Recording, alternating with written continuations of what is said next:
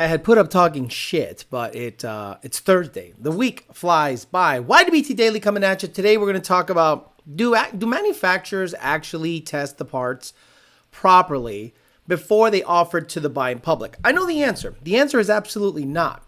I think they have a general sense of what the kit does, but the problem is this. The consumer is really fucking stupid. And I'm not saying that because I hate the consumer. I'm saying that because they are. They rely on Facebook. Facebook out of all places. You will not learn a goddamn thing on Facebook. I misspoke the other day and said that the Cobra had 6-bolt mains, and idiots like Todd Warren Cams and all those fucking homos that follow him, all those guys are like, look, he doesn't know anything. I'm sorry. I have an hour and a half show. I have to talk nonstop. At least I don't cut keys on things that are relying on the keyway to keep it from spinning, assholes. Fuck all you engine builders for 4 valves. You don't know shit except L&M. L&M knows some stuff. So I don't think manufacturers know what their parts is supposed to do on certain setups until it's tried on a customer's car. And I'm sorry, I don't subscribe to any of that shit. I think that's such a weird way of vetting your parts because you're putting your customers' hard-earned money in jeopardy by putting parts on a car that you haven't tested on your own vehicle. And I am absolutely mind blown. There are manufacturers out there that have Lund Racing and other tuners that are decent, not on the Ford side, but on decent tuners that they don't want to work with them because for fear, and I think it's for fear of the tuner saying, this sucks, it doesn't work well. And they're like, well, tune around it. We've heard of valve body manufacturers, converter manufacturers saying, oh, Lund won't tune our part. They suck. No, your part sucks. We have more data than anybody else. And if the data does not correlate with what we think should happen on the customer's cars, we don't recommend it. And your company gets buried. It's just like that. We'll talk about that and many more things, but not before Mr. Bill O'Reilly says hello to the people here. Okay. We'll do it live. Okay. We'll do it live. Fuck it. Do it live! I'll write it and we'll do it live! Fucking thing sucks! Everyone sucks, especially 4-valve builders that think it's okay to cut keys on a sprocket. We got D&A Performance and Performance.com. They do not sell the tool to shave down the key on your sprocket. D&A Performance, they sell everything else. So, Caliber Transmission, CaliberTransmission.com. He says the Corvette's almost done. You can say that for a little bit, but hopefully this time it's actually done. Caliber Transmission. Get your MT82s, 3160s, TR66s, and T56s built by him. L&P of MD, late model performance.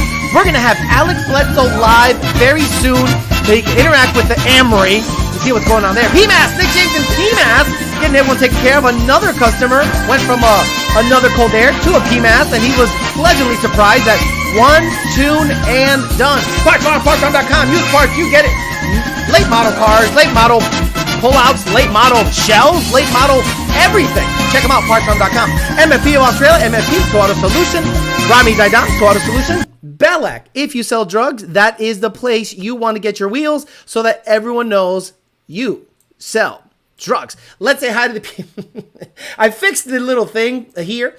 So now we'll be able to see your name on there. Leon Phelps, Nick Good, Joe Swish, Clean 93 GT, 2000 MTRB, Lavesh, Money 540, Clean 93 GT, Abel. Boyd got the D from the Toonberg, says, good evening, let's grind some keys like Diddy. Oh my God, he said, let's grind some keys. Beto Grande says, Hailing Toon Turbo Post on S650 says, twins are supercar inspired robo style. Oh my God, this thing is slow. Oh my God, this thing is so. Thomas, Garage Bill Coyote, Cody, 956, Cuz, Ivan D. Kylan, Keith Bush, Cornfed Cow, Nick Gabriel, Oliver Bryan, Perro Grande. Oh my God, why does this thing is so slow? Evil Horse, the damn janitor, Jack Stan, Jeeper, Infamous, Manuel Amador, Timmy T, Michael Merck, Harley Gonzalez, Coyote Fury, Donkey Mac, Ian Martha, Mike S. Renee Savar, Martiner, Omar 1LE, Nardi Mercado, Mr. Newest, Mod says, I learned on Facebook that 24 Whipple Mustangs make 100 on pump gas. Muji World, Johnny Boy, Michael W, Bootlegger, CJM, Slow 99, Peter Chow, Johnny Boy, Muji World, Naldo, L6F, Matt Benoit, and all the usual suspects. Tyler H, what's up, buddy? ATX Cobra, Renee, and Zane Mustang, Scarlet Stank. Okay, so I'm going to give you an example of people I like, but I don't think they're properly giving you or informing the customer base. Let me ask you guys a question. And hopefully you guys understand displacement, head flow, and you will have the answer to this question. Let's say on a Coyote, I have a pulley setup on a Coyote. Let's say a centrifugal supercharger, and the pulley, it makes exactly 10 PSI on a Coyote at 7,500 RPMs. In theory, if you take that same head unit, same pulley, and retrofit it on a Shelby GT350, will it make 10 PSI at 7,500? Go. I want to see yes, no answers on this motherfucker. That's all I want to see. I don't want to see anything else. Will a 10 PSI Coyote supercharger kit, if retrofitted on a GT350, produce 10 PSI on a GT350? The Fish says no. BBL Drizzy says no. El Verga Larga, Monty 540, less. Oliver Bryan says less. L6F says less. Oliver Bryan, Tyler H. Why? Why? You guys are correct. Why? Why isn't a kit that is meant to be on a Coyote make the same boost than a GT350? Why not, guys?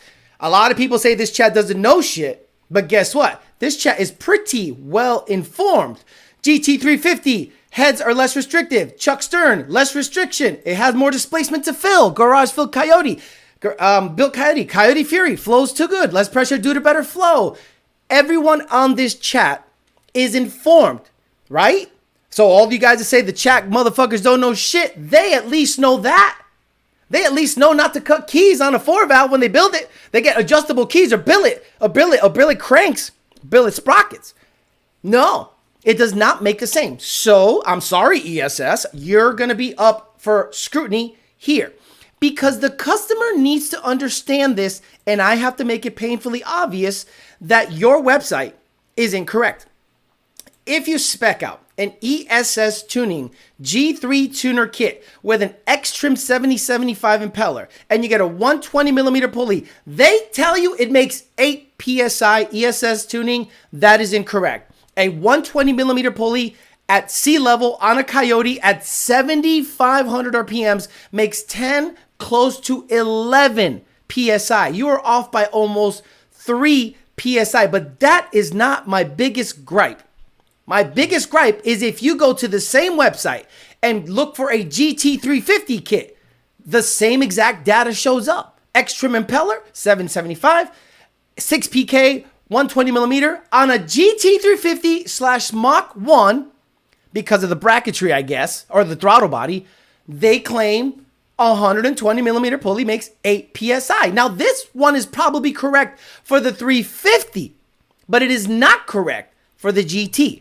So every single time we get a data log of a guy that has a G3 supercharger on his Coyote at sea level, and it makes 190% air load, 1.9, I go, whoa. What pulley's on this thing? 115 millimeter. That's too much. No. The guy that recommended me this pulley for this kit said it would be 10 PSI. No, it's not. Maybe at 7,000 RPMs. So then I thought to myself, how do they test this? And forget ESS on this one. How does any manufacturer test anything? If the part is not run through the highest volume Coyote tuner on the planet, Lund Racing, how did they get their data? And since Lund Racing does not sell parts, there is no skin in the game to lie about what the product makes or what it's available to do.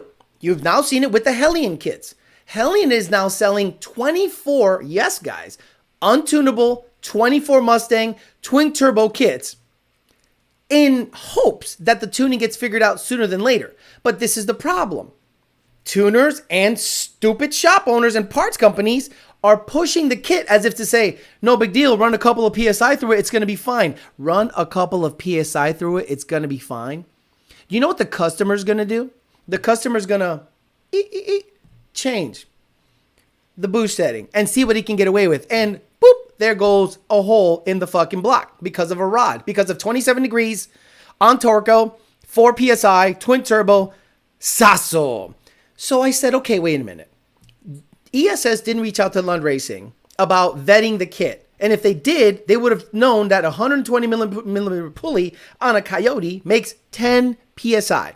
So when I hear, oh, this guy recommended a 115 millimeter pulley, no, it's too much for pump gas. It's over 12 PSI with a 115, close to, and a 110. Remember, I made 795 rear wheel horsepower on a 110 millimeter pulley, 50 more horse than the 120.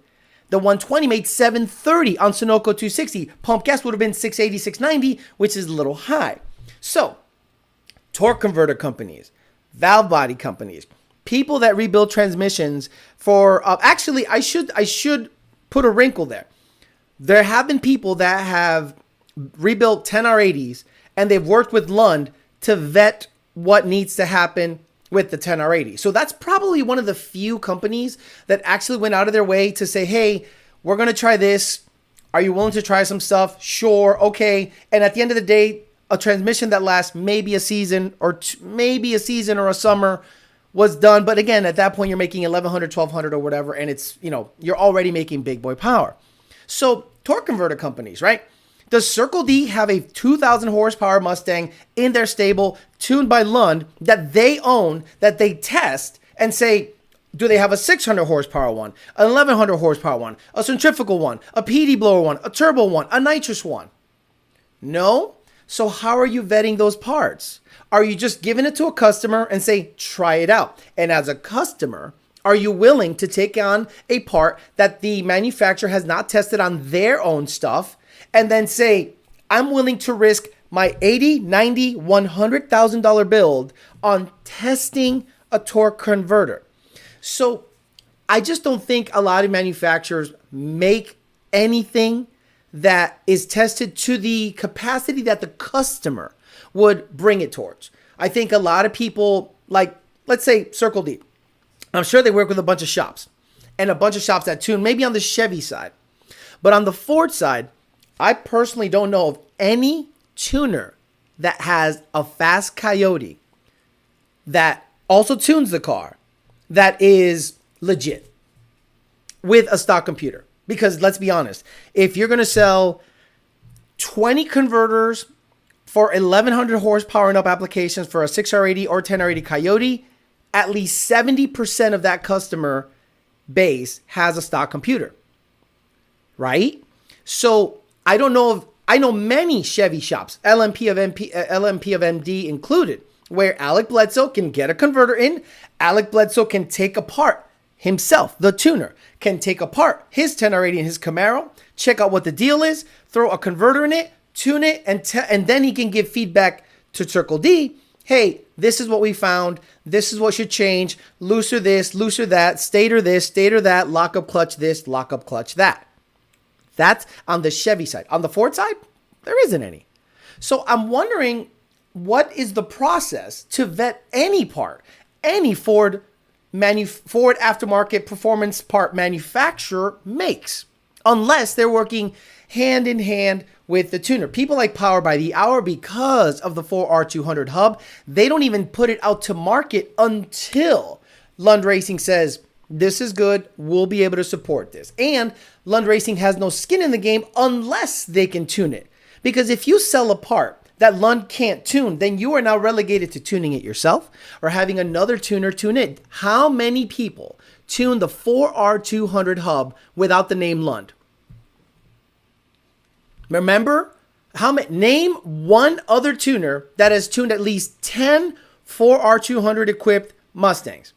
None. And it's the most revolutionary part to hit 6R80s since the 6R80s were introduced. Bringing it to a 3-speed, subsequently a 2-speed. I know some of you are going to say, what about the Billet Ford Planet? That's just a beefed up, already present part. Jake was already welding some of the gears on that stuff. Jake was already he was doing some cool stuff. And then Blue Streak was like, hey, we got a billet version of that. It doesn't blow up. Oh, thank God. Here you go. Just do that. So we don't have to tune it. There is no tuning required. But the 4R200 was so innovative, and it brought the first gear down to a 2.3 or so. And it basically became a Turbo 400 with an overdrive. The most badass overdrive transmission on the planet is a 6R80 with a 4R200 hub, period. Why? It was vetted by Power by the Hour, Jake, and Lund Racing. So ESS, you're going to have to redo all of your pulley charts, in my opinion, because when a customer says, nuh-uh, it should only be 8 PSI, I go, your air load is 1.8. That's at sea level. Put a boost gauge on it. Oh shit, Alex, I put a boost gauge on it and it made 11 PSI. Well, there goes your 8 PSI pulley, and you're in Arizona or you're somewhere where you only have 91 octane. And all of a sudden, you don't have enough octane to support 10 to 11 PSI. Now you got to buy another pulley, another couple $100. So please, please, please, guys, when you buy something and the manufacturer of the part has not vetted it and has not specifically told you whose car they vetted it on, you have to do a lot of scrutinizing of what you're going to buy. Don't you guys know there's a name out there for valve bodies and torque converters that you ain't never heard do a goddamn thing? You know it. I know it. I don't have to mention it on this shit, and it's not Circle D. And if we see data that isn't, promising, we're like, we're probably not gonna support that part, or at least we're gonna, what do you call it? Tell people, hey, you might have issues with said part. Jamie said, I honestly just shoot for the top and went for Neil Chance. Honestly, yeah, and that's the problem, Jamie Easton. I think Neil Chance. I think Pro Torque. I think all those guys are missing such a massive market on the Ford side, and maybe it's because it's not in their wheelhouse. I'm not saying they have blinders on, because that would be a dig on them. I just think they're not even aware of what's happening on the Ford side of things. And unless you go through the rabbit hole, like a lot of people don't know anything about this show. Like a lot of people don't know a goddamn thing about this show. And then when they hear it, they go, like when they heard me on the Street Alpha podcast, they're like, wow, this fucking guy sounds like he knows some stuff. Maybe he doesn't know some stuff, but he sounds like he knows a lot of stuff. And you weren't seeing me say, bring up notes and this and that. And the people that say I don't know shit, I'd love to know how much more you know about all the platforms as opposed to a specific platform. Like Cobra guys know Cobra shit. That's it. Cobra guys know 03, 04 Cobra, and they're fucking done. And I know S197, Fox Body, S550, Gen 1, Gen 2, Gen 3, 6R80, Gen 1, 10R80. So you guys know Cobra. Please. And I think they thought I was trying to be part of their team. I don't want to be part of your gay fucking team. You're all gay. I was just talking about the fact that someone said that the Cobra did not kill the Camaro. And I go, yeah, if you think about industrial espionage and how it works, yeah, they probably got wind of it a couple of years before and said, let's kill this fucking catfish. Alex, how many tuners does Lund have? As a customer, I can't request you to be my tuner, though, correct? I don't want to be requested. You understand? I don't want to be requested. Everyone there is a copy of Junior. We tune like Senior and Junior want us to tune. You understand? I don't go out of my way and try weird shit. Now, do I do that on my personal cars? Abso-fucking-lutely. They're my personal cars. I can do whatever the fuck I want. But on your cars, I have to play within the Lund Racing sandbox. This guideline, this spark, these parameters have to be within this spec. So when you get Brandon, Dakota, Devin, Nardi, me, or Junior, hell, I don't think you want Junior. No offense. He will tell you to shove your fucking foot up your ass so fast in a nice way that you're not even realizing he's telling you to shove your foot up your ass. He will say it in such a long-winded way that you're like, I just think he told me to go fuck myself. I'm like, yeah, if you read that properly, he basically said to fornicate your asshole with your size 12. How many PSI would a 120 millimeter in my TorqStorm get me? Turning in labor, good morning. You can't request a Pacific tuner at Lund. They even removed their names from the support replies. They're all Lund calibrator. Do you know how many times people say, man, this has been a pleasure. Who am I dealing with? And I go, Dakota. You're the best. Who are you? I'm like, hey, buddy guy, I'm Brandon. Hell, one of these days I'm going to say, I'm Cheryl. I just decided to tune a car today. You're welcome. Oh my God, Cheryl is the best tuner. What's crazy is I thought 2K was a lot for a converter. Shit, Alex. No, I've seen converters go for, if you look at a cone converter price, which is what I'm going to pick up again from John, it's $3,500 to $4,000. Let me see. Cohen convert. Cohen, COAN, 258. Bolt together, billet. Oh my God. Billet, with a B, Alex, with a B. Okay, 10-inch, 250 millimeter, maximum performance torque converter. This is not it. Converter with billet stator, super sprag. No, definitely not that. Converters, power glide. Let's go turbo 400. Turbo hydromatic 400. And is there like Billy Badass shit? Here we go. Okay, remember when I pulled the converter on my GT500 and I put the stator in it? Look at that. Ooh-wee, 5250 for a Billy Badass motherfucker. Woo, 5,000. And you guys think Turbo 400 stuff is cheap? Hell no. It's extremely expensive when you go to the billet bolt together stuff. 5250. So my converter that I'm going to get back from John is a $5,200 converter. And you damn Skippy, I'm going to run that in the Fairmont until I don't have to. Now, someone on the chat talked about the twin throttle body setup that Hellion is now offering the 2024 Mustang without a tune, which is, Hellion, I get it, but the part's not vetted on this car, right? You just made it fit, and you're just going vaya con Dios, and that's okay. I don't care. The people pushing the kit, telling you go ahead and buy this, put it on, run it on 2 PSI, you'll be fine. That is irresponsible. And you know that they're not looking out for you. They just want to sell a part.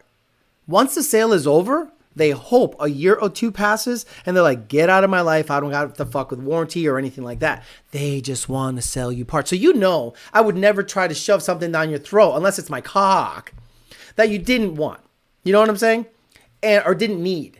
And this fucking twin turbo kit, while nice that they built it, it's dumb that they're offering it for sale when there is no tuning solution. But if you're saying that the twin, in the description, if you're saying that the twin throttle body setup on the Mustang is supercar inspired, okay.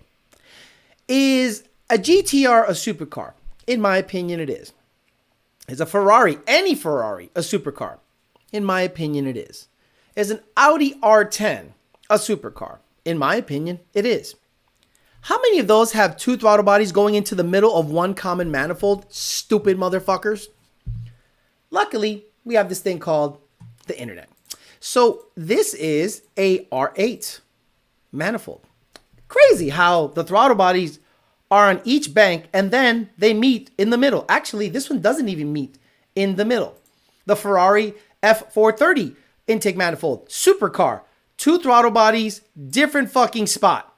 Bank, look at this. They mix and then boom, they are responsible for each of their banks. GT35 GTR, throttle bodies on opposite ends, and then they meet in the middle. And then you have the Down syndrome of all Down syndrome intake manifolds here. And Ford dares to say that it's the same as an R10, GTR, or Ferrari-inspired intake manifold. You fucking idiots. If you're going to sit there and go to a car show and go, yeah, you know, my car has 2 throttle bodies. You know what else has 2 throttle bodies? A GTR. Drink bleach. Wow, why is this so big? Holy shit. Hey, that's what she said. Let me see. Let me cut this down a little bit. There we go. Wow, this is a hell of a sentence here that I have, so I'm trying to recenter it. Krispy Kreme says, what's your opinion on Exedy clutches? Would be for a full bolt on Gen 1 daily driver. I just haven't heard you talk about anything Mantic and Vengeance. Because Krispy Kreme, I can only talk about my experience. I'm not going to go buy a McLeod RXT, an RST, a Vengeance, stage 1, stage 2, stage 3, and then a Mantic. Just to go, well, this is what I think about the clutch. If there is a vetted clutch out there that's been working fine forever, and your car is going to be done for full bolt-on daily driver, which sounds stupid. Full bolt-on, this is Krispy Kreme. This is what full bolt-on means. Maybe you don't know, but this is what full bolt-on means to me. Cams, CJ, twin bore throttle body, Pmas, E85 and LU47s, and long tube headers with free-flowing exhaust. That hardly sounds like a daily setup. Your daily setup is just get a Honda Civic and just commute.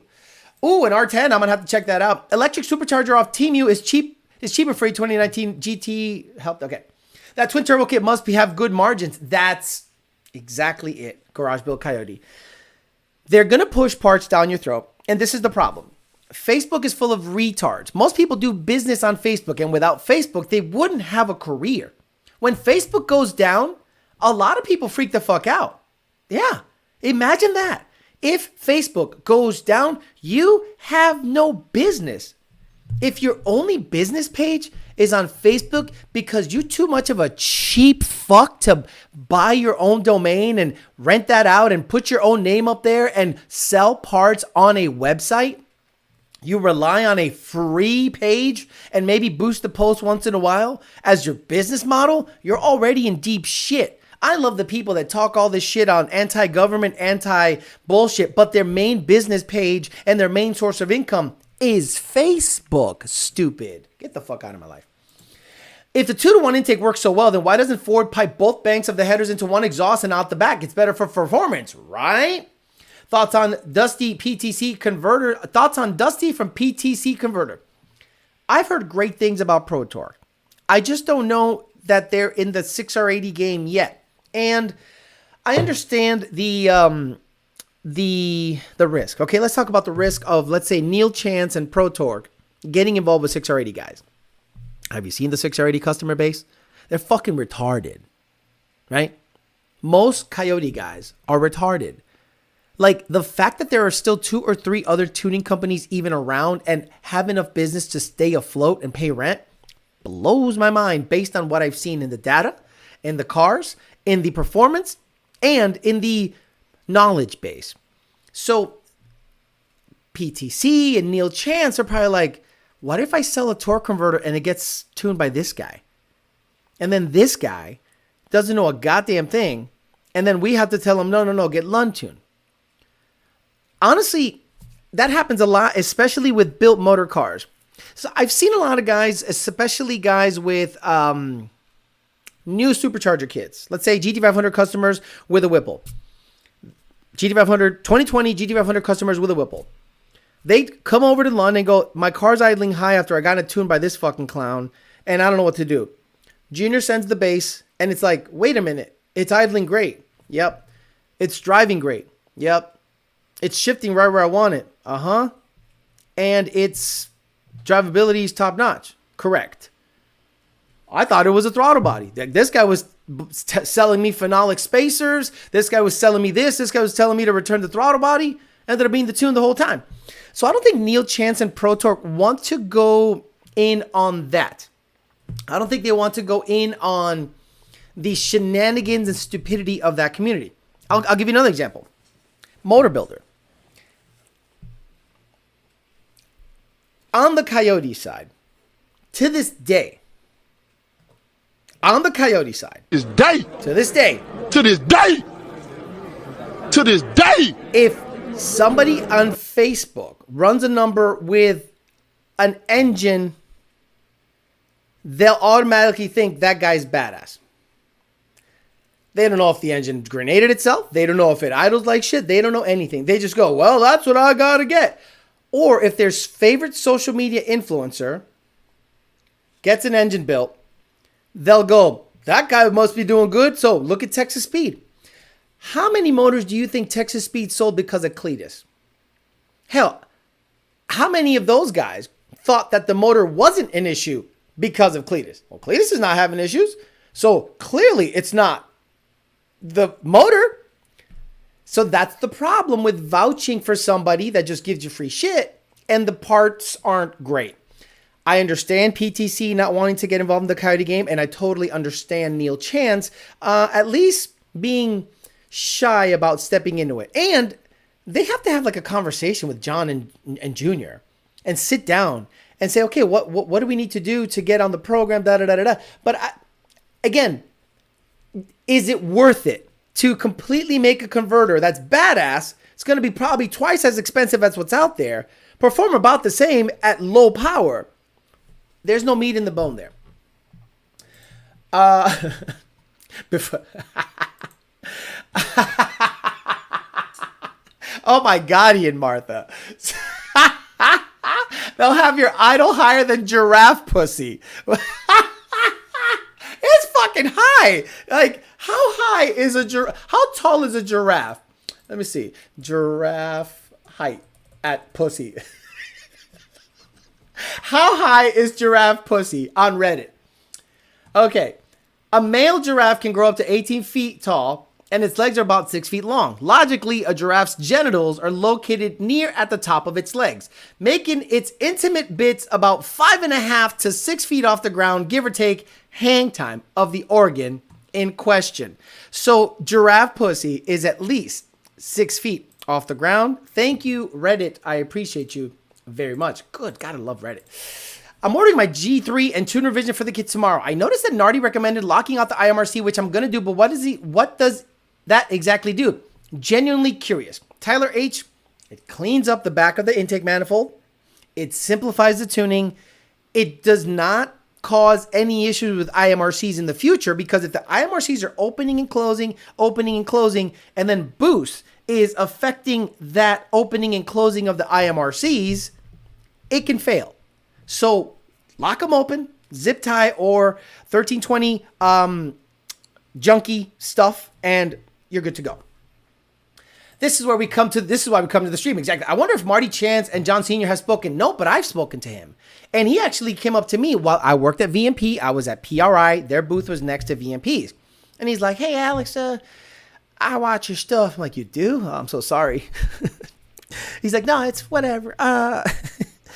What about them Lund guys? I'm like, if you're going to vet any part in the Coyote game, there is nobody else to go through but Lund Racing. There should be a complete department of parts vetting at Lund Racing, and I should be the head of it. Let's be honest. My talents are being wasted giving you guys burble tunes, giving you guys cam lope idle tunes, and referring PCM Tech change the user flex on the fly shit. In actuality, I should be heading up a complete department of parts vetting. That's it. And social media stuff. Like, that's all I should be doing. I mean, here withering away. It has to idle 2,000 RPM because of your monoblade. Quality control shows up on the floor when his motor gets built. Chuck Wuzerinski says Gen 2 cars have issues with IMRC failure, and Ford doesn't have any replacements available. Amory Chat says, Anthony, we got elephant, and giraffe, puh. T1 Auto Care says, Cleetus' giveaway truck apparently failed. I believe due to crack on the block and heads. Wonder if they even checked the engines before they ship. Which one? The one that he was doing ridiculous burnouts in? The one that he did a 4-wheel drive burnout in? Or the 2-wheel drive one he was doing watt pole after watt pole after watt pole? If you get a Cleetus giveaway vehicle, what you do is you fucking sell it tomorrow. Sorry, Cleet. I like you as a person. But you are a destructive character. And there is nothing that you have that I would consider mint. Maybe your airplane. Maybe. Or maybe the daily Suburban. Maybe. But nothing you own, I would actually pay hard-earned money for or get given and think it's going to be fine down the road. What you do when you get a Cleetus vehicle, you give it away. And that's nice of him to give you $30,000, $40,000. Just give it away. I mean, you sell it. Sorry, you sell it. The GMC? Look, the biggest red flag to me on that GMC, and again, nothing against anybody. They showed a clip where they're like, hey, brother, this guy was working hard on this tune all night. And again, the guy's probably awesome. But there was a graph where he had like 6, 7, or 8 pulls, or maybe 12 pulls. 12 pulls overnight. Do you know what it is to do 12 pulls on a dyno?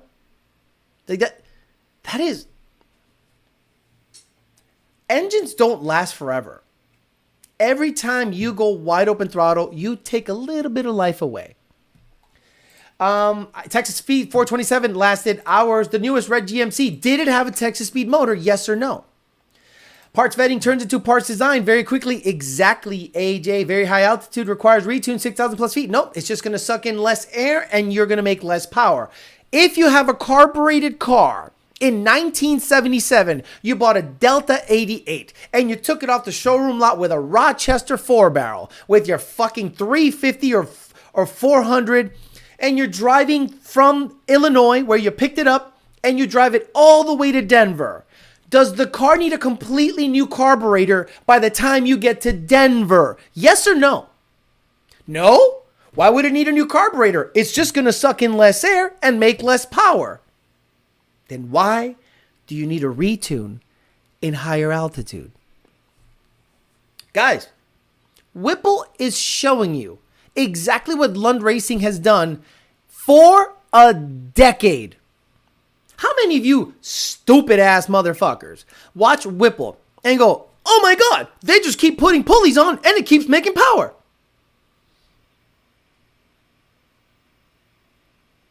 Yes.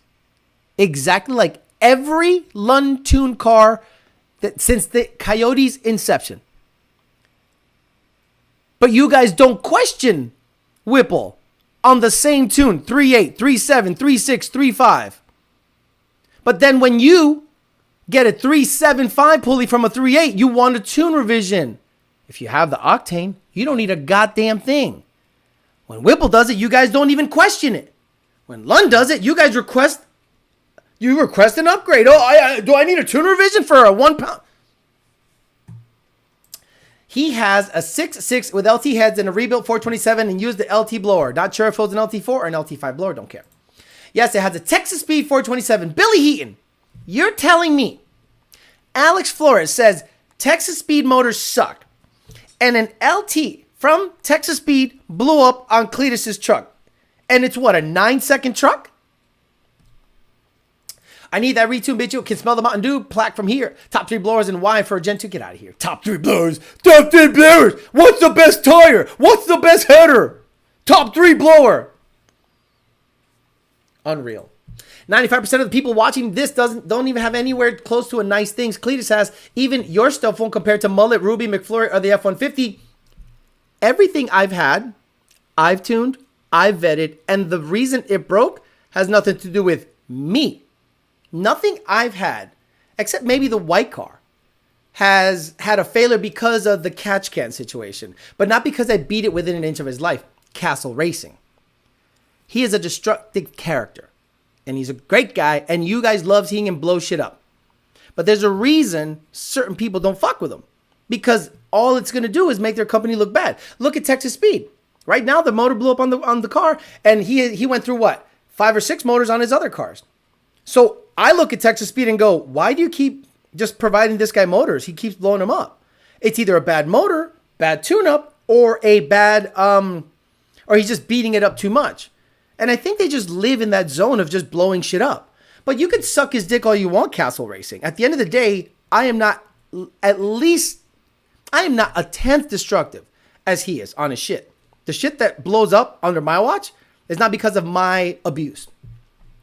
Nothing Cleetus has done caused the casting porosity leak. Boy, how far down is his dick down your throat, Castle Racing? You must be a fucking nut hugger. You must think he's your hero. You must think he has a lot of knowledge. Turn the mixture screws out a little. You're right, Evan Smith. I know you don't speak high on the Paxton 2200. Is the brand of the centrifugal... boosted ammo? I don't know. Some of you guys are retarded. Some of you guys say some really stupid stuff. When the fuck did I talk down on the Paxton ever? In history. Unreal. Nardi Mikado says, who's more destructive, Cleetus or Racer X? I think Cleetus by far. By far. Remember the type of viewer that watches Cleetus? They're poor and think TSP is the best. One of them argue with me that a Porsche is unaffordable forever. They can't perfect the Chevy game. What makes them think they can spec build a Coyote? And this is, I think, I don't want to say ignorance, but I think it's the overconfidence of engine building companies where they go, it's just a motor. It's just a motor. What's the big deal? It's just a motor. It's just a Coyote motor. It's no big deal. There's no science to it. We'll fire ring it just like we do our LSs. We'll put the cams. We know how to set up cams. Meanwhile, you turn it on and bank 1 sounds totally different than bank 2. But their cam card and their wheel said it was right on the money. But they forgot to pressurize the tensioners. Oh, you're supposed to pressurize the tensioners? Well, yeah, the car doesn't run with no oil pressure, does it? And isn't there a little slack? No, it's totally different. Oh, got it. It's totally different. That's why the passenger side idles totally different than the driver's side. Fuck out of my life. TDC missed that channel. Castle Racing, this channel is too advanced for you by far. By far, especially on the Coyote game. La tiene bien metida. La pinga. Bro, I know we're not trash talking Cleetus. Oh, bro, I know we are, Sauce Boss. Do you not know this channel? Do you think we think on this channel that he is legit? Oh, why do people laugh it off when Cleetus shit blows up and say, oh, well, but the same shit happens to them. They want to burn the company down. They want to take it to the Supreme Court when their Texas Speed bottom end blows up.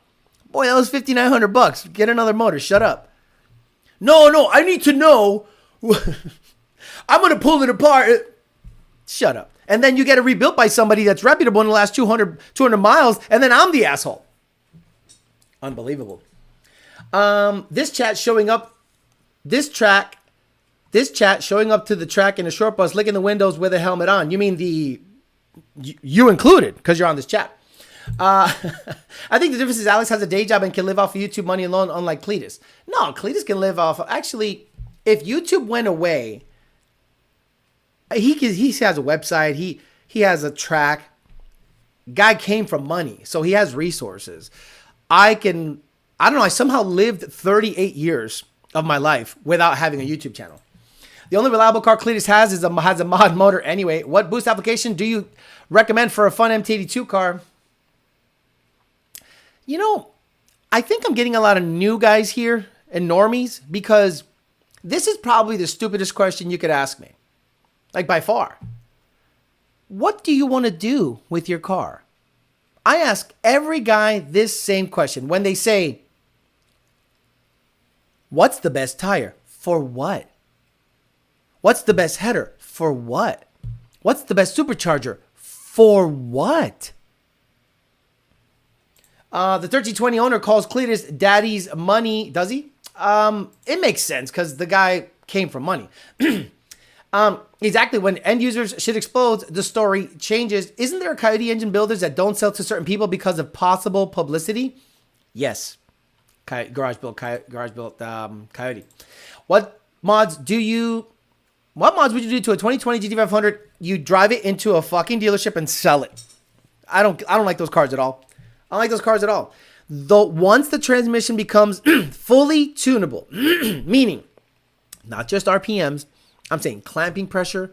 I'm saying no clutch over temp codes. You can clamp the bitches on so tight it breaks shit. Not just RPM shift points. That's just so stupid.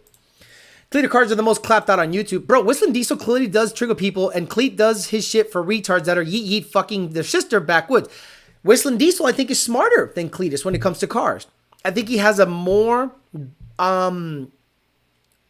let's just say, a more credible knowledge base. The kid knows how to operate heavy machinery before he was like YouTube famous.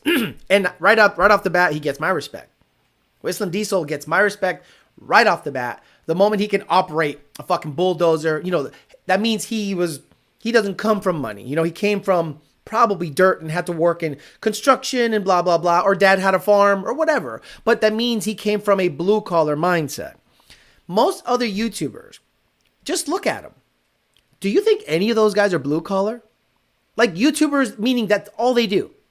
All they do is YouTube stuff. Nothing else, no day job. They're usually not in shape. They're usually fat. They're usually white collar looking, jive ass, maricon motherfuckers. Go snatch a purse. This chat has a lot of new people in it. Poverty chat. I wouldn't fuck with any 2020 GT500. You're asking this channel. When the Lunds had their GT500, it went 10-1 at 130 something, and they sold it. Because they knew. They're like, It's a 2020 in 2019. That's when it came out. Sold it. They knew that car was not going to be, legit for a very long time. It's a good roll car if you want to go bottom fours or mid fours pretty easily. But I have a page full of customers with ESS 100mm pulley 10R80 cars gapping the ever-living shit out of 2020 GT500s. And it's not even close. It is a bus. So when I think 2020 GT500, I go, okay, the best I can hope for is a roll car in the fours for $100,000 and a 9.2, 9.75 mile when I can build an ESS car for roll racing a lot cheaper, GT, or a Whipple 23 and under car to go 8s consistently for half the price of a GT500. It's not even close. I find myself watching the Cleetus airplane content because there's no senseless destruction of objects. I don't watch any of this shit. Since when did looking like a trailer trash become cool? I don't know, but it's definitely become a thing. Drop the like. Here's some coin for the GT500. Thank you so much. T1 AutoCare says, I feel bad for the guys that work for Cleetus, knowing that they're going to be working on the cars constantly because of the abuse the cars go through. So what's the off-ramp for those guys? Like jack stand dude, Ty. Well, I think those guys can spin off, right? I think those guys are talented. The fabricators, Ty, and what's the other guy's name?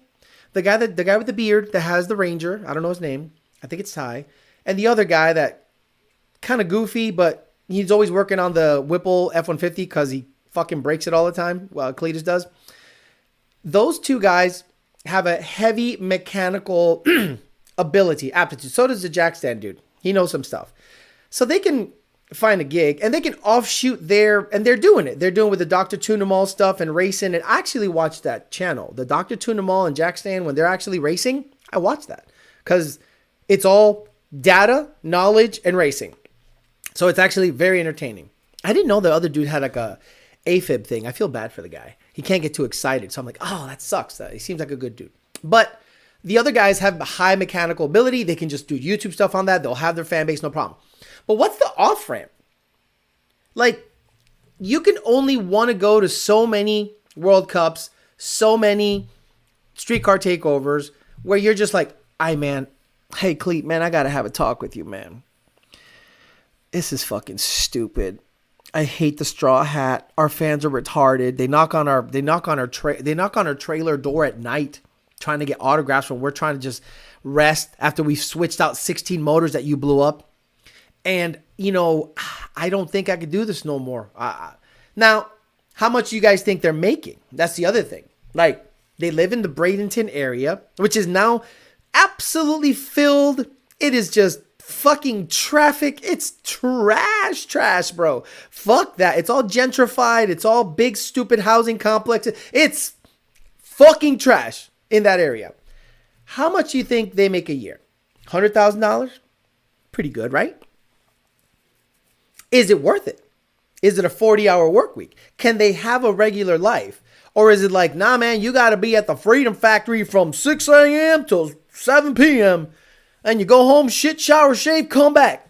Do it again and again and again. That racing is actually legit and badass. Coming from nothing is a loose term now. Everyone came from nothing to add some cool status bullshit. Cleetus didn't come from nothing. But I think WhistlinDiesel had, let's say, less of a head start than Cleetus did. WhistlinDiesel actually knows how to operate them, not just simple, basic, move it around type shit. Correct. Honestly, the guys working for Cleetus have it good. They do. Maybe because they're young, that seems fun. It's a nightmare. When I go racing with the Lunds, I hate every second of it. Every second. It's just too hectic, too much running around, too much bullshit. But I like them.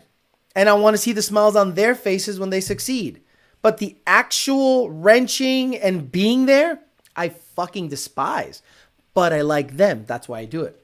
Pedro Grande says, straight up entertainment, blowing up shit draws attention. I get it. Car fun, just because I can't, says one of on RTR. Unfortunately, the guys that do amazing at fabrication, tuning, suspension setup don't get the views they should. Don Hill says, Alex, I see you keep repeating yourself because of the question. That shit's all over the internet and easy to find. So on Patreon, I'll talk to you guys about Patreon. Patreon is not Google. You understand? I love that you guys are paying a monthly nut and you want build questions answered.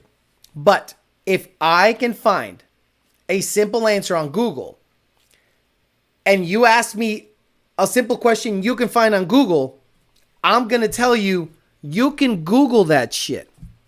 And the reason I say that is because the Patreon page is full of guys that seem to just be lazy. Let me type in a question on Google and see what happens. Hold on. Here it is. How much? Here we go. Okay. AI is pretty amazing. So what I typed in on Google is the following. How much boost does a 75 millimeter pulley make on a 2.3 VMP supercharger at sea level? The AI overview says a 75 millimeter pulley for a Roush 2.3 TVS supercharger kit on a 2011 plus 5 liter Mustang can increase boost by about 10.5 psi when used on a stock enclosed airbox, which is a 3 psi increase from an 80, let's say 2 or 3 millimeter pulley. So this with a stock enclosed airbox is telling you it'll make about 11 psi. Now imagine with an open airbox, all you have to do is do a little bit of a, thinking and go, okay, so it might make another 1.5 pounds with a bigger airbox like a Pmas 120 or something like that. That's how Snapchat has a great AI. Please, guys, I love you. If you're going to ask a question, make sure it's not easily searchable via Google, because now you're going to wait for an answer from me. And by the time I get to it, you probably would have searched and gone, no, I already found it on Google. Love you. Rare RS says, been seeing Alex's clips here and there for a few years, but only started rewatching the live streams and videos over the past 2 months. Have learned so much, but some of these questions are dumb as fuck. Patreon members are G's, exactly. Anthony says, I'm well aware the Coyotes are better, and I was selling my ZR1 though, and I thought that would be a downgrade. So I was looking at the 500s, and they can't be that slow.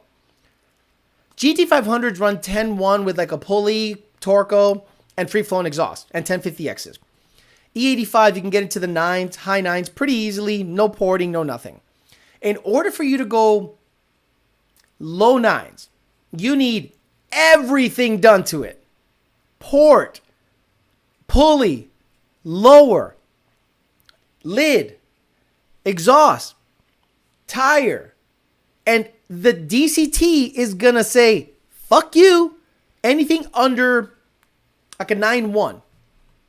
It's gonna take a lot. Can you go 8s in a ZR1? Yes, but how much do you have to put into a ZR1 to go 8s?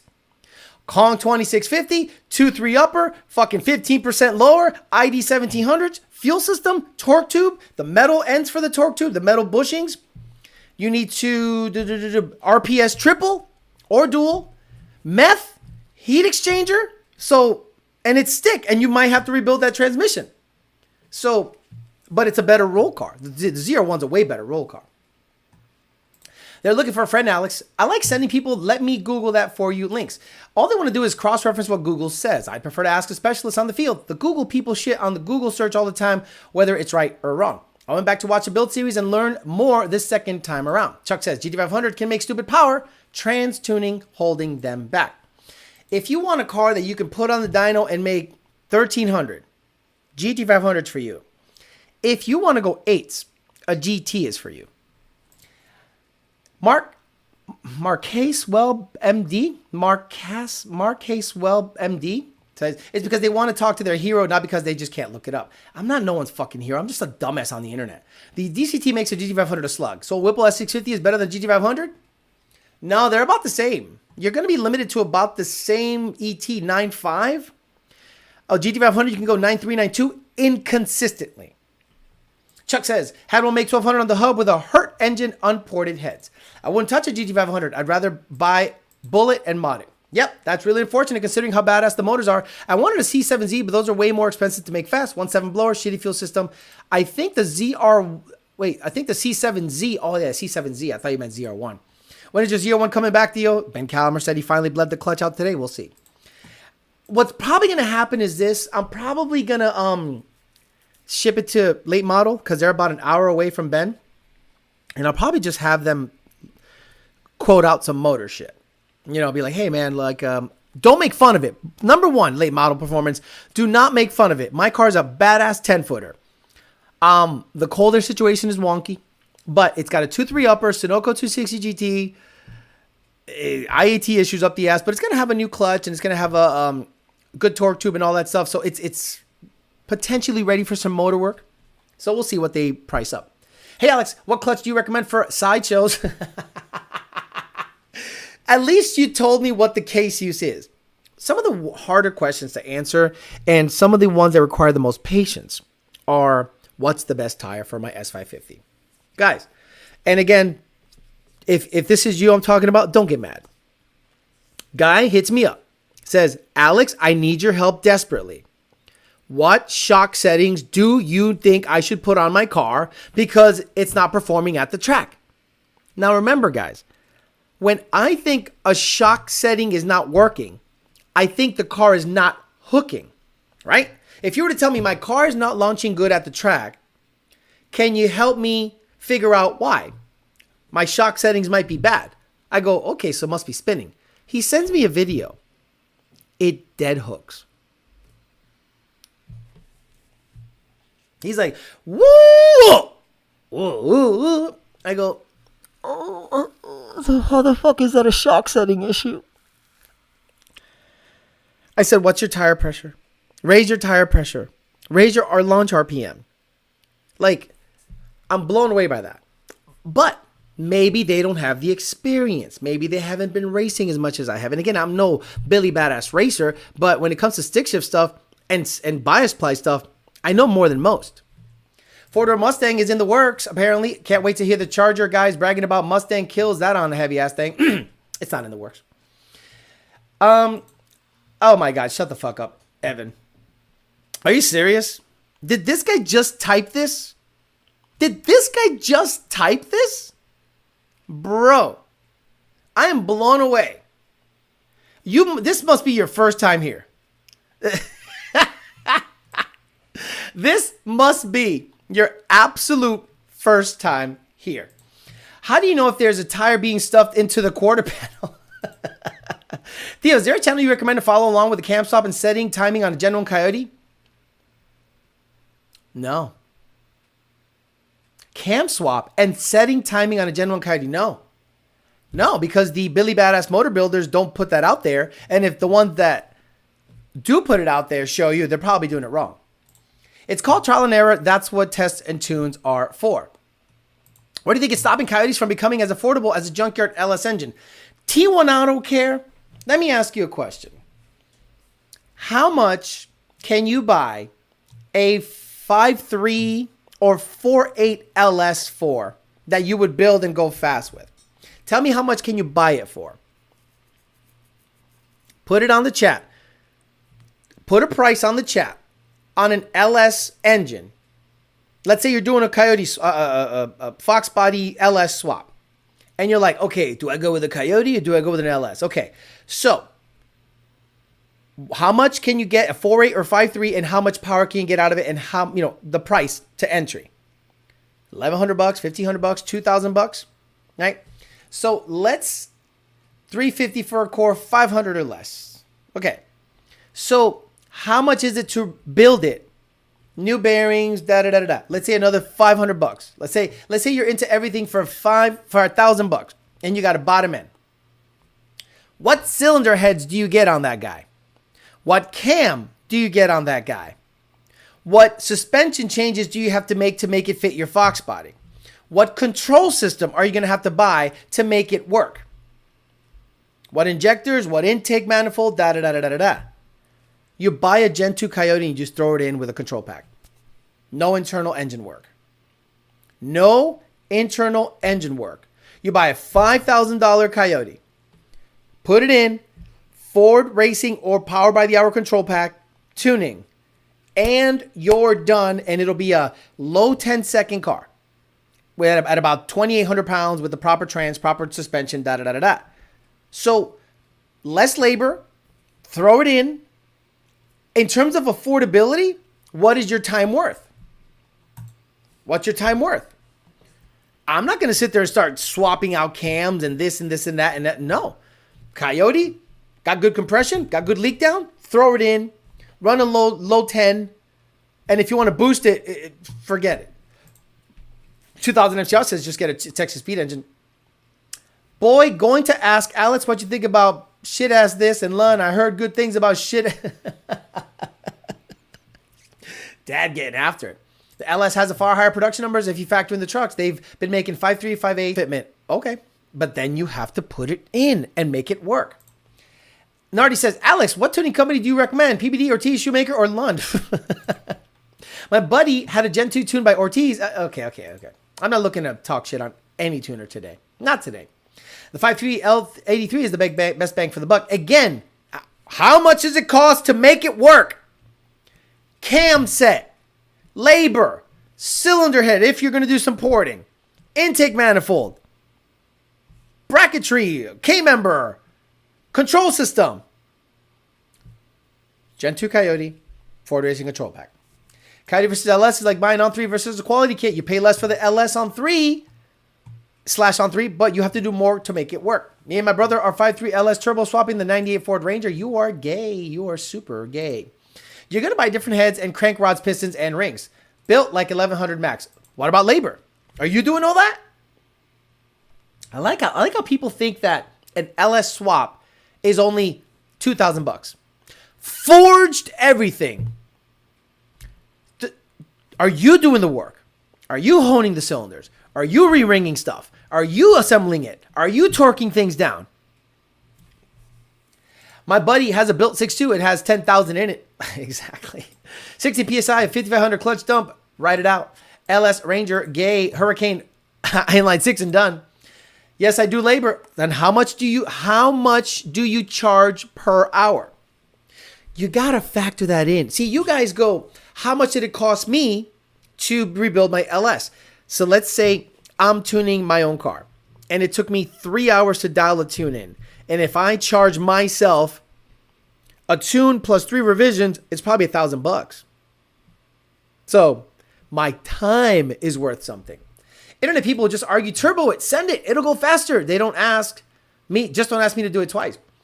Rizzy says, it cost me like $9,500 to Coyote swap my SN95. That's about right. 120 an hour. Okay, good. So how long does it take you to disassemble a 5.3 or 4.8, ring it whichever way you want, new bearings in it, heads, porting, you send it out.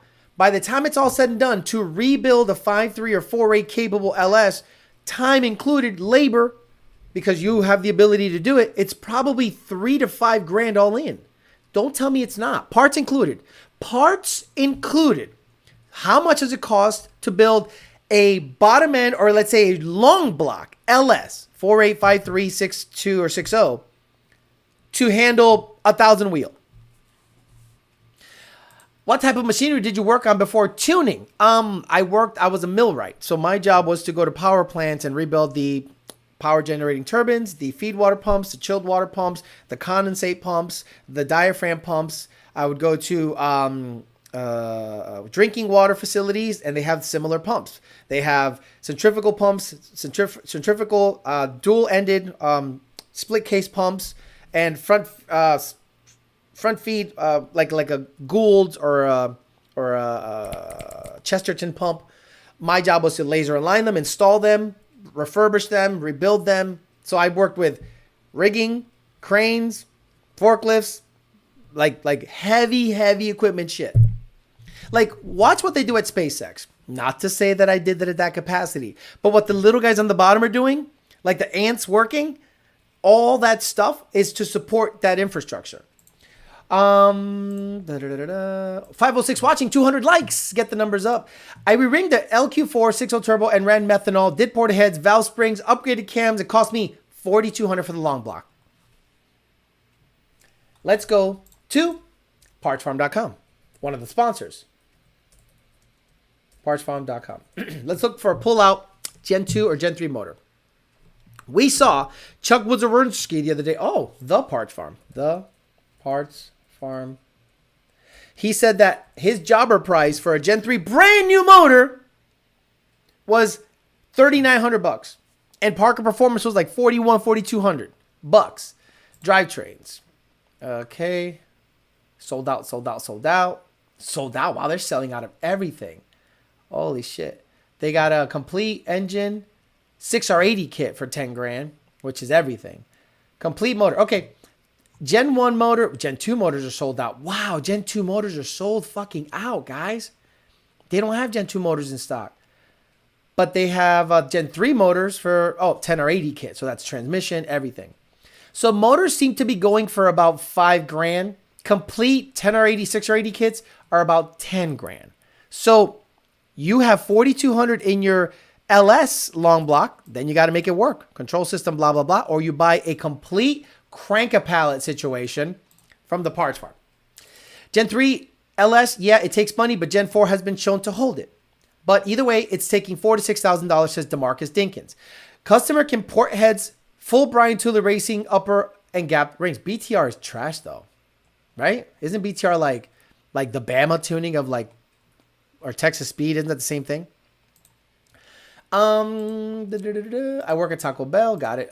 It's just a 6. Just posted a vid installing his lethal performance provider Whipple on his 24 Mustang. Cloud chasing at its finest. Look, they're going to do it. Street Alpha just dropped a clip. Is a sequential a manual or not? Yeah. Sequential? Are you manually shifting it? Define manual. Now, clutch assisted. Completely different. But it's a manual. So let's say you put it in first on a sequential and you just don't do anything. Will it automatically shift to second, third, or fourth? Yes or no? No? So you have to take your hand and go over to the shifter and pull it back for it to go to the next gear or forward, whichever way they have the gate set up. That is a manually shifted transmission. Stop it. BTR is all right. They're nowhere near as bad as TSP. Do you need to run a different spark plug when you're running 85 on a 3rd gen Coyote? No. Stock spark plug, stock gap. Just because it's not H pattern doesn't mean it's not manual. Exactly. Coyote Fury says, has London any TorqStorms? Wait. Oh. Has London any TorqStorms?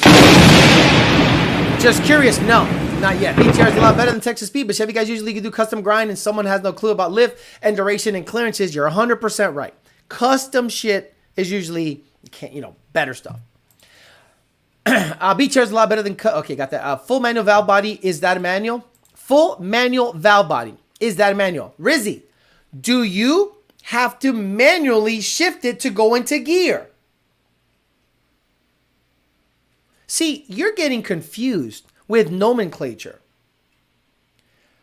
Manual, turbo 400 with a manual valve body. It says it in the fucking name. A manual valve body. So you cannot operate that transmission unless you manually put it in a gear. Now, clutch assisted, completely different. But nobody says manual to a manual valve body car. Look, stop it with the fucking stupidity. These are the arguments that happen at fucking Wolfie's meets, okay? Shut the fuck up. Everyone says 6 manual transmission means a stick shift. Stop. When was the last time anything new was offered with a manual valve body? That's all race car shit. Get the fuck out of here. The only difference between a sequential and a... Stop. This conversation is not happening here. It's retarded. Holy shit. What kind of prep and tire are also what car was? Have you seen anyone with success with the ACT HD Race 6-speed ceramic clutch? No. I mean, you're talking to... Okay. I've had people question my ability to diagnose a manual transmission issue when they own a Holley slipper clutch T56 car.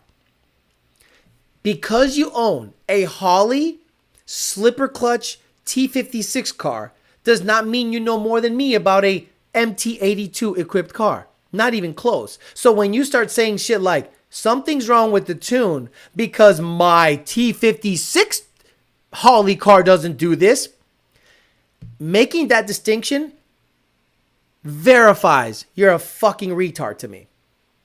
And I stopped listening.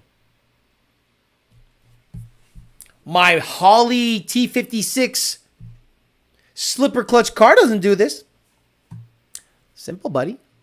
Take this Coyote with variable cam timing, direct injection, and Gen 3 architecture, and shove a Holly in it and tell me how that's going to fucking go. ACT is tuner shit. The Chevy Coyote clutch game has been figured out. I manually shift my pedals with my DCT. Is that manual? It says enormous tits. I sold the Gen 2 long block with 10,600 miles for $1,500, but it was for my baby boy. Damn, I could have gotten more. We talking good prep. Okay, okay. I did know pizza slices made motors. Pizza places. Tocagayos. I have a center force dual friction single disc clutch. That thing doesn't owe me anything. Oh my god. Oh fuck. This person says telling your transmission to shift is far different than manually putting it into gear. So this is the problem I think people have with 6R80 tuning and just 10R80 tuning in general. They think, I have to take these off because I'm listening to myself scream and it's pretty stupid. A lot of people think that the 6R80 and 10R80 shifting is a command. It's a suggestion. It's like, do you want to shift at 7,500? And it's up to the fluid level, the rate of acceleration, tire spin or no tire spin, and temperature of the transmission, whether it completes that shift or not. So this is what's happening. Hey, Alex, I just got my transmission built. Here's a log. It looks like shit. Did you check the level? Well, it's brand new. No. Listen to my question. Did you check the level, yes or no? Well, yeah. Did you check the level with the car running on a lift at operating temperature? Oh, yeah, no, I didn't do that. Okay, so go take your built transmission, get the thing on a lift, turn it on, let it idle until the operating temperature, then check the fluid level. Shit, dude, it was like 3 quarts low. This is happening so often that I'm inclined to believe that people that have no mechanical ability are racing cars. I think there should be some kind of questionnaire that has to be filled out before you go racing. Like general questions, like normal things, like should you do a burnout in the water box and end the burnout in the water box? like stuff like that. Would you run a bias ply rear and a stock front? Things like that. And if and only if they get 100% answers on that, then they can go ahead and buy like a torque converter, injectors, stuff like that. But then nobody would ever sell anything ever. For the Torqstorm hunters, do you remember what happened the last time we tried to go to their website? That shit should tell you something. It crashed. Hey, Torqstorm. Let's all together go to Torqstorm website. Torqstorm. Let's see if they fixed it. Okay, let's go live. Let's do it live. Let's go, guys. Let's all go to Torqstorm.com. Let's give them some traffic. Let's see if their website's working. Come on, everybody, together. Go to Torqstorm.com. Let's see if they added a server. Right now, the fan on the server is like it's dumb right now. All right, so let me see what they got going on. Products, Ford, okay. Uh-oh, okay. Ford Torqstorm single supercharger kits. Okay, we're clicking. Oh, hey, they must have upgraded the server. I like it. 2015 plus Mustang Torqstorm. $4,000. Look at where I forgot about this kit. Oh my god, I forgot about this kit, bro. Look at the bracket, bro. How much money in metal is that bracket? Let's just suck air right from the header. Wow. What a terribly thought of kit. What an absolutely terribly thought. Oh, Torqstorm, you guys are good. Let's see what they got going on for Chevrolet. Hey, looks like they fixed their website. Good for them. Wow, they don't have anything for Chevrolet. They have Mopar? Maybe for the Hellcats and Trackhawks? No. Well, did we crash it again? Did you crash it? Did we crash? Oh shit! I think we crashed it. Guys, start clicking on everything. Make them upgrade. Make them upgrade there. You know, whoever says the IMRC has no power, this.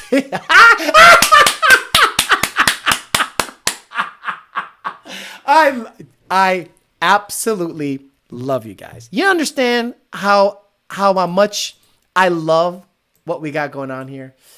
We have power, unlimited power. Oh my God, I love it. Crash that shit. They must be like, hey man, hey Larry, what happened yesterday? Some stupid bald beaner spick YouTuber was out there talking shit. What you mean? How come them guys got internet connection? How can brown people afford that? Crash that shit. I wonder if I'm not even gonna go there. Fuck all that. You are not influential. Mine won't load. Can't even afford the servers. Murder Nova is still suggesting the 1080 go in reverse. We crashed it. Alex Palpatine. Not from a Jedi. The best part of checking 630 level is scorching your hands on the fucking cat. What cat? And we didn't sell one supercharger. I looked at the kit, said it was trash, and we crashed their servers. And again, I did it to get you guys traffic. Could you imagine their spike goes woo, woo. The IMRC in numbers. The poor hamster at Torqstorm is... A hamster at Torqstorm is having a heart attack. Oh my God. Power. I need y'all to stress test my work websites instead of paying these companies thousands to Darth Alejandro. Look, every time somebody says that we don't have any influence or power, all I have to do is flex a little muscle and go, look at that. Even though, who else has a small website, right? Like, let's go to Pmas. Let me go to Pmas. Pmas. Let's go. Pmas Performance Air Intakes. Pmas Math. Okay, guys, everybody go to pmasmath.com. Is this legal? Is what I'm doing legal? Is it like illegal? Is it bad to do? Like to suggest to go to a website? I mean, let's see. Let's see what they got going on. So let's go to pmasmath.com and let's see if their website kicks ass. All right. Okay, Ford. Okay, select model, Mustang. And let's get a 2015. Oh, wait, what's going on? You guys don't have like new shit? 14. Okay, the Pmas air intakes. All right, look at that. All right, still working. Come on, everybody. Let's go to pmasmath.com and make sure their servers are working properly. Okay, these are the little, whatchamacallits. They got Pmas. This is the F-150 kit. Nice. This site is moving fast. Nice. Very nice. Good job, Pmas. I like it. Look at that. This thing is kicking ass. Everyone go there. Check it out. This is the fender well kit. This is the one I suggest you always get.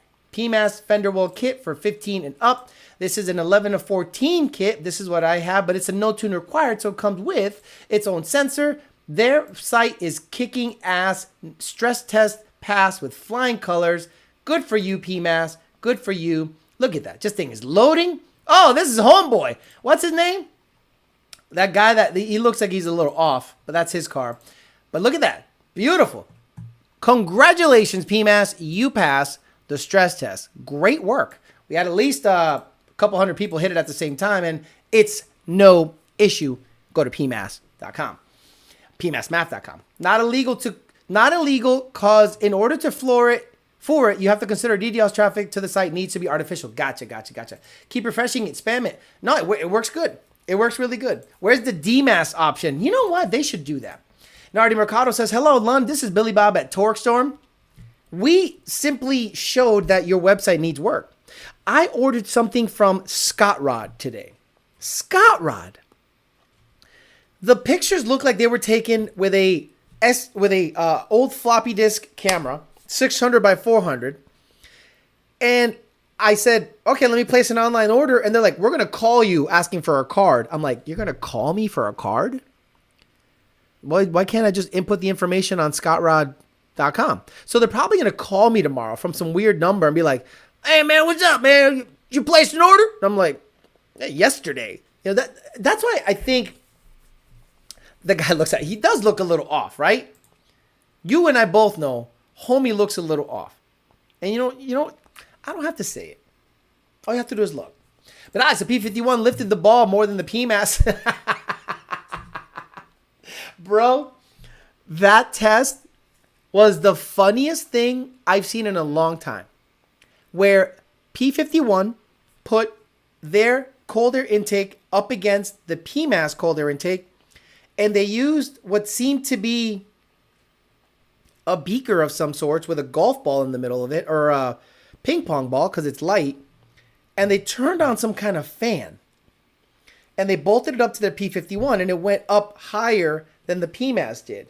And I go, okay, so what about a wide open throttle? Like, that can't mimic wide open throttle. Yeah, Scott Rod was like, what the hell? You ordered something? I wanted these. Scott Rod Fox Body Dash. So Scott Rod panels. Where the hell are they? Dude, did they just disappear? Scott Rod Fox Body Dash. Apparently, Scott Rod doesn't exist. Scott? Oh, no, I did something else. Shit, I opened up a small little side window. What the hell side quest is that? Scott Rod Fab. Yeah, interior page 2. Okay, so let's go to Scott Rod. Let's go to Scott Rod. So they have Fairmont, Chevelle, G-Body, Fox Body, Fairmont. Interior. Right here. Oh, their website's fast. See this? I bought these, but look at the picture. So I bought these for the Fairmont. So Scott Rod panels, black, for the Fairmont. Get away from that beige shit. And I was looking at the dash, but I'm not a big fan of the dash, to be honest with you. When I saw it installed on a car, it just did not look good at all, so I wasn't a fan. But they also have stuff for the rear seat. This shit. That stuff looks good. I mean, again, the camera quality is trash. But fuck, it's pixelated as hell. But this is what I probably want to do to the Fairmont to clean up the back seat area, just to, have it look clean and not have it, look all nasty and just exposed, and to cover the trunk from the front. Do you know what I'm saying? What happened here? Someone say something? Oh, someone spammed the chat. Turvey's great grandpa Pappy actually slinging parts. Turvey can fix those servers with the weld. May the forge be with you, YDBT Amory. Exactly. I'm converting to atheism because of that spammer. You're welcome. Bryson with the go. Thank you, Bryson, for getting rid of that spammer. So anyway, we were talking about before that transmission stuff. So let's finish this up. So Whipple is now flexing their monopoly. And a lot of people that want to sell Whipple kits are actually doing their bidding. But this is what I want to happen, guys. I think somebody should buy a Whipple kit with a Whipple tune and install turbos.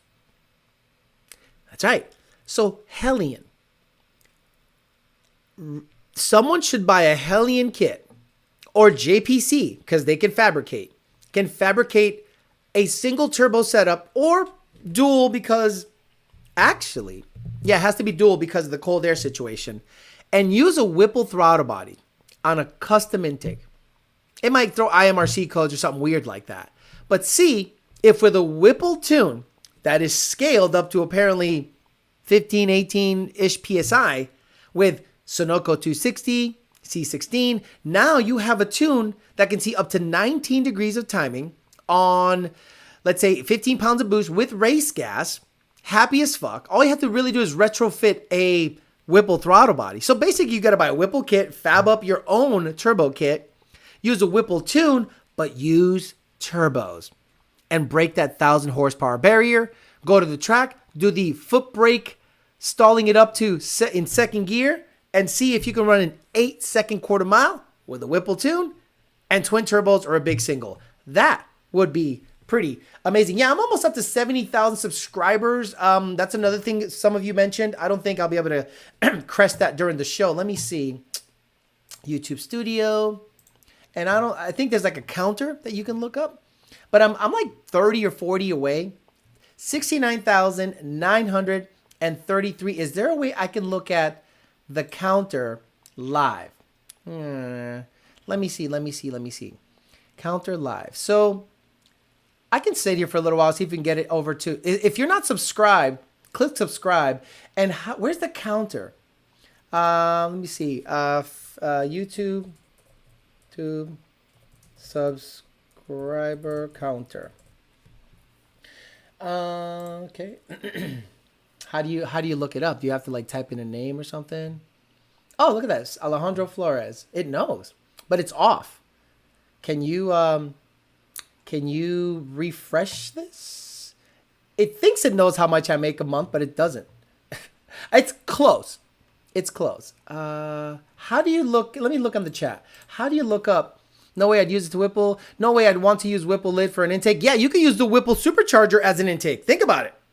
Use the Whipple Supercharger as an intake. Remove the rotors. Shove turbos in it. Diddy sound clip. Well, when that's 50 new subscribers, get your likes in now. It gets so much cloud. The filter's position. Where do I go to boost and fuel this vacuum reference? Right? I don't think so. Garage Build Coyote.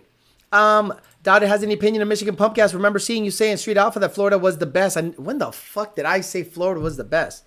No, Florida's the worst. Florida has really, really bad pump gas. It's under analytics. Thank you. YouTube. Well, but I looked up analytics. Let me see. Let's do it live. I just don't want you guys to see my money. Oh, nope. I don't want to switch account. I want to go YouTube Studio. And let's go under analytics. And let's see if we can do it live. I don't think we can do it live. Because I don't think 70,000 of you all of a sudden are going to click. Analytics. Okay. And then there's a counter. Oh, see live count. Beautiful. Okay. So, check this out, guys. Boom, boom, boom. I don't think we could make that jump to 70,000 live. But it'd be cool if we could. But I don't think we can happen. So, we got basically 3 minutes. So, if you're not subscribed to the show, subscribe just to see if there's 70 of you that are not subscribed to the show and this counter starts to go up, fuck you. Okay. Like, how dare you not be subscribed to the show and watch it. But if you're ghost watching right now and you're not subscribed, because there's 400 or 500 of you on, actually, how many are on? 438 of you right now are on. And let's look at the analytics. Let's break it off here. There we go. Perfect. So, I don't think we're going to get 70 people all of a sudden all hit like. But you don't even hit. Look at the likes. Not even 300 and 400 of you watching. Wow. I mean, you guys are the biggest scumbags in history. Oh, look, it went down. Somebody unsubscribed. That's funny as fuck. Yeah, I don't think we're going to get 70 likes live. But that would have been cool. But I think next week, guys, the 28th, I think falls on the anniversary of the show. That's right. I think on the 28th of next week, Tuesday, is the 5-year anniversary of the show. I'm sure by then we'll have 70,000 subs. And I think that'll be interesting to kind of talk about whatever. Maybe, I think Bryson Witt was working on something. Bryson Witt was working on clips from the show and stuff like that. If you guys have your favorite clips from the show or something like that, email it to my email, ydbtforlife@gmail.com. It's the 28th, right? When does that fall? Yeah, next Tuesday. So ydbtforlife@gmail.com. If you have favorite clips or something that happened that you thought was pretty funny, in the lifespan of the show, of the live stream that's been going on for 5 years, on May 28th, supposedly it's the anniversary. So I'll post up some of the clips. It'll be more of a celebration because it'll be the birthday of the show. I won't be, unless something happened between now and then that we can talk about. But typically we're going to probably just celebrate for an hour and a half the 5-year anniversary of the show and the 70,000 subs that I'm sure will be up by then, because I average about 800 new subscribers a month according to the analytics. So I appreciate you guys highly. All right, guys, I'm going to get out of here. Thank you very much for hanging out with me for a little bit. Today we talked about a lot of stuff, especially the manufacturers not testing the parts properly before they go out to the customer, because we've seen so many discrepancies in what the kit should do, what torque converters should be doing, what to expect when the people that are making these things are not actually testing it. And it's not an indictment on them. It's more of a wish that you would get with the best tuners on the planet to vet the parts, so that when you put them up for sale, at least the highest volume tuner can at least say, yes, the part works really well. I'm out of here. I'll see you guys on Sunday for the Peasant Chat. Talk a little shit then. Have a good rest of your week. See you guys later. Bye.